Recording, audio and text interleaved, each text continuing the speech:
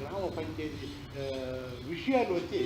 విషయాలన్నీ కలెక్టర్కి నేను పోయి 3 నెలలుగా 3 ఫిర్యాదు చేశాను కలెక్టర్ దీని మీద స్పందించి ఎంక్వైరీ చేసినట్ట.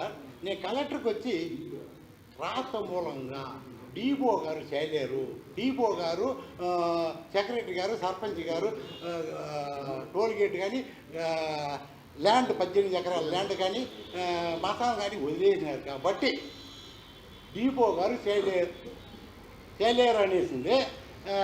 నేను స్పెషల్ ఆఫీసర్ గారిని అడిగినాను సార్, కలెక్టర్ గారిని స్పెషల్ ఆఫీసర్ గారిని అడిగితే మళ్ళీ ల్యాండ్ 18 ఎకరాలు భూములు ఉంది, 18 ఎకరాల భూములు ఉంది. ఆ భూముల్ని సర్వే చేసి పంచాయతీ హ్యాండ్ ఓవర్ చేస్తే 50 కోట్ల రూపాయల ఆస్తి వస్తుంది సార్ అనిస్తే సార్కి చెప్పినాను రీసర్వే చేయాలా, జిల్లా సర్వేలు కావాలి. మన సర్వేలు చేయలేరు, ఎంఆర్ఓ చేయలేరు, చేసి ఉంటే కాణిపక్క పంచాయతీకి మీడియాకి ఎక్కాల్సిన అవసరం లే, ఈరోజు ఈ గ్రామ సభ పెట్టాల్సింది అవసరం లే. కాబట్టి స్పెషల్ ఆఫీసర్ వచ్చి ఎంక్వైరీ చేయాలని కలెక్టర్ని కోరినాను.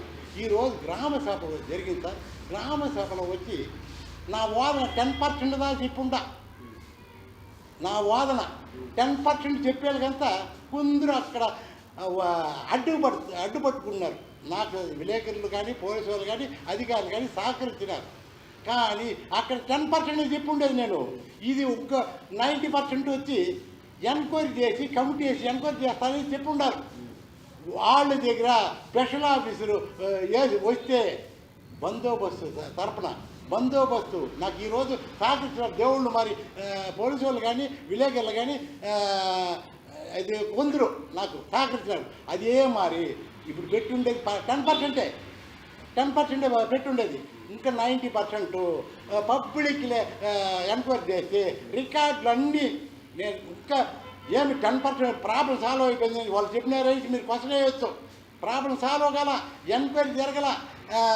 ఇది గ్రామ సభ జరిగింది. గ్రామ సభలో 4 మాటలు చెప్పినాను. అడ్డుకున్న వాళ్ళ మీద చర్య తీసుకోవాలా, ఎస్పీ గారు అడ్డుకున్న వాళ్ళ మీద చర్య తీసుకోవాలా.